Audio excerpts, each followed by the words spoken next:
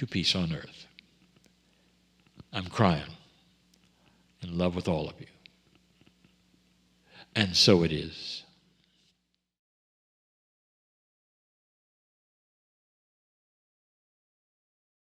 And just allow the beautiful energy of Kryon to come back with you as you bring your awareness back into your body. And if you've had your eyes closed, I invite you to open those eyes. And we're going to move to another part of the program, and it's a wonderful part where we actually have another channeler joining us this evening. So we are in for an absolute treat. His name is Guy Needler, and he's coming to us from Wales, so I want to make sure he's on the Zoom feed with us. Guy, are you there? I am here, Monica, and hi, Lee. Good to be able to talk to you both. Oh, I love modern technology that we can just do this. I just love that he's a channeler. I know you do. Well, actually, more than just a channeler. Oh, yeah. There's other things that Guy has in common with Lee. So why don't you tell everyone about that? He's got a lot of things going on. Guy Needler initially was trained as a mechanical engineer and then quickly progressed to become a chartered electrical and electronics engineer. Folks, I love this guy already. However, throughout his earthly training, he was always aware of the greater reality around him as he caught glimpses of the worlds of spirit, as he says. From his teens to his early 20s, these glimpses drew him to read extensively the spiritual texts of the day and meditate intensively. And that's important to all of this. He took a break from this intensity until his late 30s, and then he dedicated 6 more years to become a Reiki master, and also pursuing a commitment to learn energy and vibrational therapy techniques from experts in the field. Now, his training and experience in energy-based therapies has resulted in him being a fellow of the Complementary Medical Association. During his training as an energy healer, Guy discovered that he was able, via meditation, to traverse the frequencies above those associated with the auric layers. He discovered that he could communicate with the energetic entities that existed on the various levels of our multiverse. Now, these entities included the origin, the creator of the God of our multiverse, the source entity, the co-creators, and the origin, which is referred to as the absolute in Hindu texts. So Guy journaled these communications as he progressed, and in fact it was these journals that resulted in the manuscript of his first book, The History of God. And then since then he has continued to channel, and that has resulted in 8 more books. Starting in 2012, Guy created a series of workshops to teach the techniques he developed to transverse the frequencies, strengthening his own spirituality, expanding and deepening the level of his awakening. But Guy continues to teach, to heal, and read for clients around the world. Guy, welcome to the program.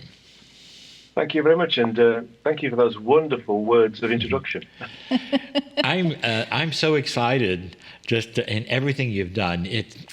You're really talking to the source, and this is what I feel and what I see in all that you're doing. I want you to tell us, going from an engineer, going from these earthly studies and all that, what happened to bring you here? Well, the only thing I can say is that it felt like it was something I was supposed to do. If I look right back into my teenage years, I had the feeling that what I was doing was right, what I was experiencing was right, what I was practicing, which is the meditation, was right. But I had to basically experience existence here first in a more in-depth way so that I could understand how to interact with people and give them the information that I basically get from everywhere, not just the source, but from anywhere within the multiverse, and that which is beyond the multiverse. So I sort of had a kind of calling, I guess. I can remember a long time ago we had a TV series by Franco Zaffarelli called Jesus of Nazareth with Robert Powell. It was a fantastic series. I remember seeing this on television, and I remember thinking to myself, if I was there, I would be following this man. I'd be there with them. And it was a really strange sort of feeling. And that sort of built upon previous feelings of not being from here, so to speak, not being worldly, not being limited to the material world. And so even from, before I was even a teenager, I was starting to understand and starting to work with other aspects of what I call the greater reality was. So when I became more involved with it in my late 30s, and I went through the healing programs of Reiki and then understanding Brennan healing science, which is Barbara Brennan's modality, through a friend and my mentor, who was a first-generation student of Barbara's. It sort of felt right. It sort of felt as if it was part of me. But also, what was part of me was being able to connect with not just the clients who were healing, but also that which was beyond them, to understand not just more about them and how they needed to be healed and which direction they should go into, but also other knowledge on the side that was not specifically designed to help their clients, but it was more general knowledge.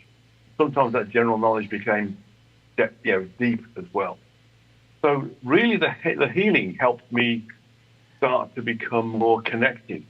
And as I started to realize that there was a potential process for getting more information and going further and further up the frequencies, as I call, I'm probably calling them frequencies because the multiverse is created through 3 levels of structure, and the frequencies are the basic level, and it's that which creates universal environment. But I started to understand that, in essence, there's more to existence than being here, clearly. And I've got a bigger role than just helping people get better. It's more to do with educating them. But first, I needed to educate myself. So I developed a process that allowed me to go to these different levels and robustly re-communicate with the entities that I was meeting at these different levels, and do it in a way that I could, do it in a repeatable, robust, and reliable way. And eventually, it got to the point where I could just go there because I'd practiced so much. I knew where to go intuitively rather than having to create a structure.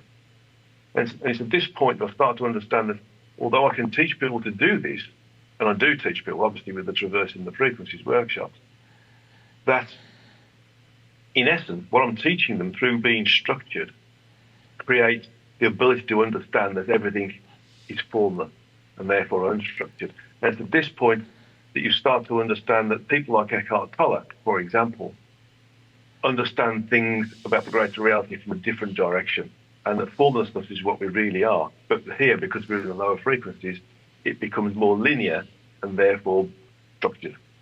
And that's the sort of the start of it. And it's understanding this, the environment that we exist within and what we're really part of, and how to understand it and broadcast it to people in a way that they can understand, is really what's ended up being my life work, really. I love that you said everything is formless. Yeah. And the way that you worked through it is through structure. I mean, it's almost a opposite to what you would think. But I feel that the formlessness is also when Kryon talks about being multi-dimensional, when you're in other dimensions other than the ones we can There's no hierarchy. Yes. That we expect. The structure that we count on isn't there. Yeah. So it's hard to teach it. It's really hard to teach how to. So what are some of the structures that you help people with to be able to get into the touch with what's formless? Well, basically, the human body is created through the use of 10 frequencies that are used to create the physical universe. And the physical universe is a unique universe in so much as it houses all of those frequencies. So it's the only universe that requires 12 frequencies to create it. So as a function of that which we see and can touch and feel is a product of what we can work with. And the gross physical aspect of our body is in effect using the first three frequencies. Scientists call it the third dimension, which is in effect an incorrect statement, because really all three dimensions are, in scientific terms, is a measurement of volume. But the three frequencies attached to another four levels of frequency create all of an energy template that allows the gross physical to exist and allows the soul to enter into a vehicle that allows it to navigate around a low frequency environment. The other three frequencies are what I call a step down function. A step down in frequency that allows the soul to enter into the body through something called a Hara line, which is a hypodermically small energy tube, if you want to call it that allows the soul to still be connected with the rest of it, what I call the true energetic self, but we sometimes call it the oversoul or the Godhead in Hindu text, or the higher self. And it's that's been individualized from source. So we work with and we enter into a limited structured environment that's based upon frequency. Now, the higher up we go into different frequencies within different dimensions. But those different frequencies within those dimensions are also within a piece of, shall we say, middle structure called subdimensional components. And each of these subdimensional components has 12 of these frequency levels associated with them. And there's 3 subdimensional components per 4 dimension. So each frequency level above the 12 has the capability of and does support a self-contained, simultaneously manifest universe in its own right. And again, these are all part of the structure. So we have frequencies, subdimensional components, and then 4 dimensions. And there's other structures above that, which are part of the overall structure of our creator, our source, our God. And then above that, it's all part of the origin. And I'm just discovering with the book I'm writing now, and channeling with the origin now, that there's significantly more above that. And the structured space is an aberration in nothingness, basically. So I'm finding a lot out about who we are, what we are, and that what we are experiencing now is not only microscopic, it's almost non-existent in terms of the bigger picture. So the structure is there, yeah. So the structure is there. It's basically... It's just listening to you talk. We have a whole lot of listeners that are very glued to this. They would love to do this. I can just hear everybody saying, it sounds a little complex, and I know that he has all of this stuff, but what's the first step? How do you get there? How would you begin? Because it's so fascinating what's out there. Meditate. I love the simplicity. Meditate. Did you hear that? I knew you'd say talked that. about base 12 is what we also feel is the structure of the universe. And I love you have all those details of the layers and the formulas and the dimensions. Meditate. So tips for meditating. Yeah, keep going. Tips for meditating. Basically, sit in a posture where your back is straight and your neck is in line with your spine. And then you put the palms of your hands uppermost on your upper thighs. Close your eyes. Gently focus on the origin of the spiritual or third eye, which is in between the 2 eyebrows above the bridge of the nose. The third eye is in the same space, but not the same frequency as the chakra that's called the third eye chakra. So don't get them too confused. Just gently focus on that. And then just focus on breathing in and breathing out. And as you breathe in, think of energy going in through your spiritual or third eye, diagonally across the base of the skull, which the Hindus call the medulla oblongata, which is a medical term as well, but they call it the mouth of the god. Down the spine to the coccyx. As you breathe out, you reverse the energy flow back up through the coccyx to the spine, base of the skull, diagonally across to the third eye and out again. So as you're breathing in and breathing out, you're focusing on the breathing in and breathing out, but you're also focusing on the energy that's coming in through the third eye and down the spine and back up again. And eventually you'll start to feel the energy moving up and down. And this is what we refer to as Kundalini energy. That's what the Hindus call Kundalini energy. It's the energy of existence, of life. And it moves up and down something called what they call the Shoshana, which is an energy tract in its own right. It's not too far away from the from the nervous system that goes down through the spine that allows us to animate the body through the nervous system that's within the spine, to the legs and the arms and everything else. So just concentrate on breathing in and breathing out with your back erect, straight, your neck in line with the back, and your palms uppermost and your upper thighs, and just relax. And just relax. And relax while you're doing it. But more importantly, when you're doing it, give yourself time to do it. When I meditate, it's the first thing I do in the morning. I have a bit of a joke with my students. I say, make meditation as important as going to the bathroom first thing in the morning. Mm-hmm. If you think about it, when we get up, we go straight from bed into the bathroom, but make your meditation regime as important as that, so that you just stick to it and you stay to it, and you give yourself initially 10 minutes, and then you start to increase the length of it gradually over a period, so that you can increase your level of concentration beyond the 10 minutes to the half an hour, etc., etc. When you meditate, is it cumulative? In other words, is it just a onesie, or is the more you meditate, the more you get used to it, and things start to happen for you? Correct. Yes.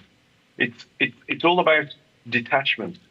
Meditation is a vehicle for detaching from this particular environment. So when we meditate, the objective is to detach from the environment, and that's not just detaching physically, it's detaching mentally as well. So things like, worrying about what you've got to do at work in the morning. Do you have to get the kids to school? Do you have to, take the dog out so it can get to the bathroom in the garden? All of these different things that sometimes whiz through your mind, you should detach from those and just allow yourself to concentrate on nothingness, basically, mm-hmm. so that you can detach not just from the physical, but the thought processes that accompany the physical as well. And once you've done that, and you've mastered it, you start to create this cumulative effect of raising the frequencies, because when we meditate, we raise our frequencies by becoming a higher frequency anyway. And if you attach things like opening the chakras at the same time, that creates a completely different dynamic where you're elevating yourself to a higher frequency associated with the cumulative effect of opening all of the 7 groups of chakras together, which helps you move higher up the frequency. And then with the meditation, the basic meditation that was talked about, then it's like leapfrogging where you are, and you move right up into the frequencies even further. So when we do that, we start to expand our communicative bandwidth, which allows us to communicate with other entities in other environments. This is a healing show. So let's get to that. Yeah, I love that you said that when you're traversing the frequencies, you are able to use information to get information for healing requirements for the person that's with you. So can you tell us more about how you channel a patient's healing requirements? It's all about entering their energies. So when they're on a therapy table, for example, or if they're in the same room with you, or we're doing it remotely, which is, I'm in my office and they're wherever they are in the world, I enter into their energy, and I understand how, what's going wrong with them. I ask them questions as well, of course. I ask them about their physicality, their mental state, how they feel, what circumstances affect them, what trigger points affect those mental states, and when they started. And also at the same time, I'm picking up information about, is this trigger point a function of a past life, for example? Is it, did that person leave a past life in a traumatic way? For example, did they die in a fire? Were they executed? Did they die in a war? Did they die of a virus or a disease, or did they drown? And if these things come across into this incarnation, the phobia that they need to address and detach from, to allow them to remove that, what ends up being a karmic link with the physical. So I just enter into them and communicate with their true energetic self or higher self to find out exactly what else is there that's affecting them in this particular incarnation. And when I do that, I can then work out what modality I'm going to use to help heal them. Now, clearly, the modalities that Barbara Brennan taught, and I was taught through my instructor, who was a first-generation student of Barbara, are, for all intents and purposes, quite mechanical in terms of how we deliver energy healing. So I've been given from source another way of dealing with people's healing, which is what I call psycho-spiritual programming, and therefore psycho-spiritual healing.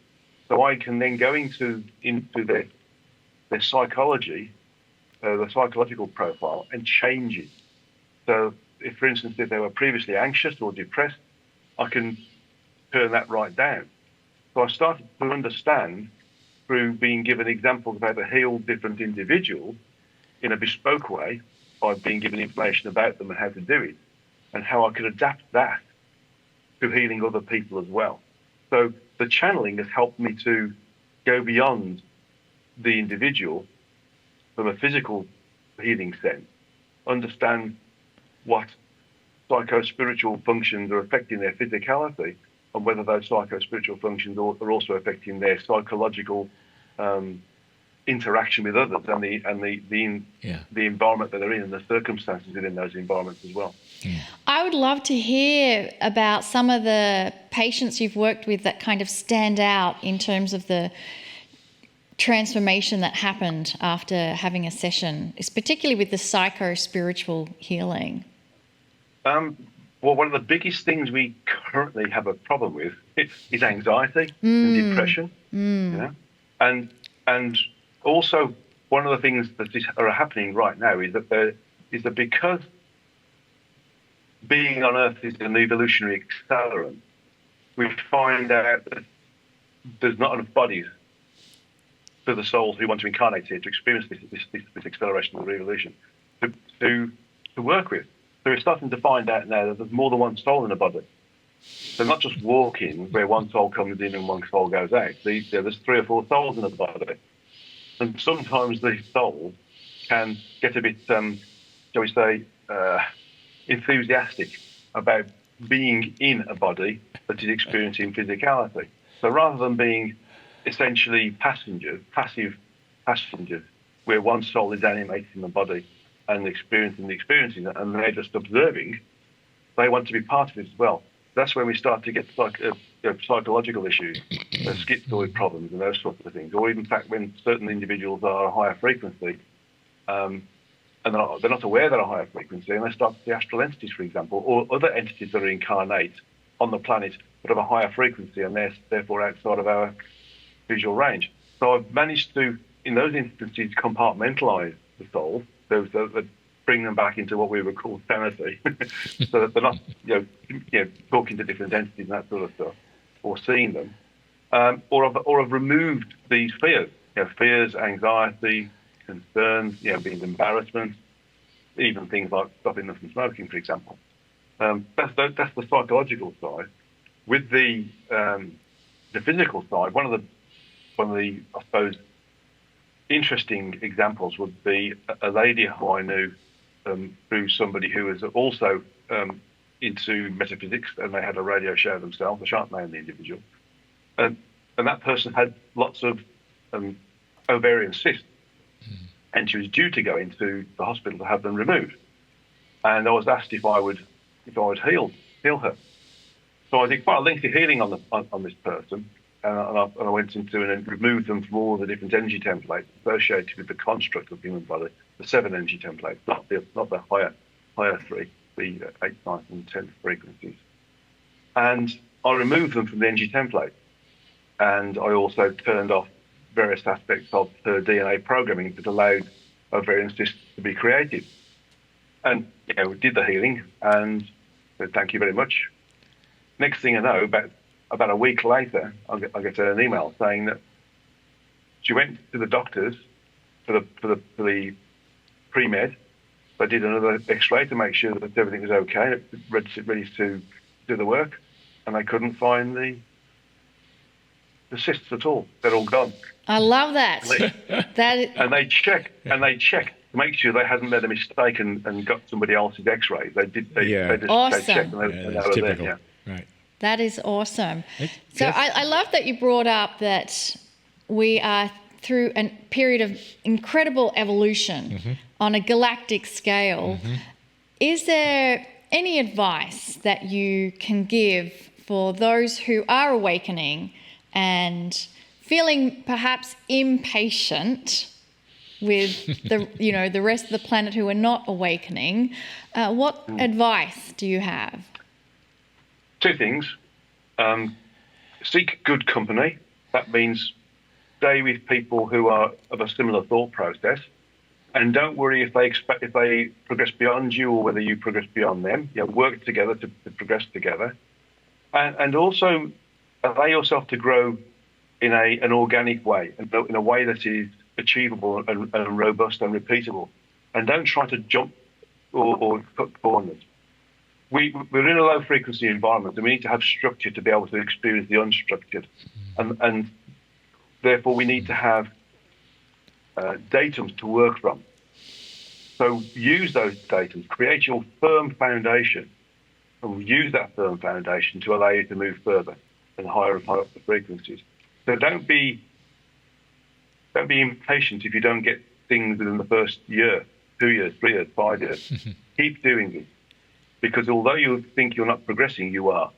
And it's just having stamina, metaphysical stamina. Just keep doing it, keep knowing it, that you're on the journey, that you're evolving. Don't think about it or believe it. Know that you are, and maintain that thought process, and you will.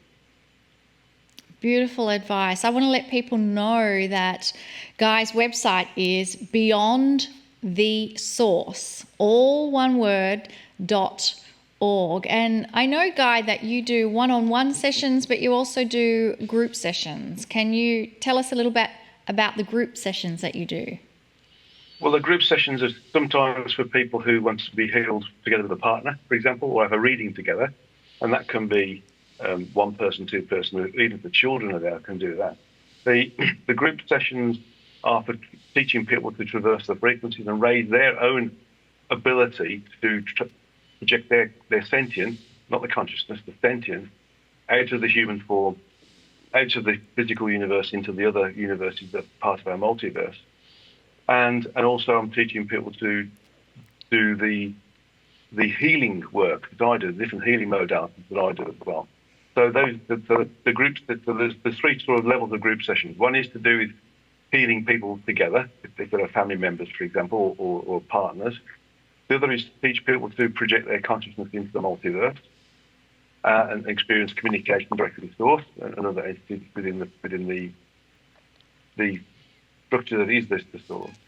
And the other is to help them become robust and professional healers in every sense of the word.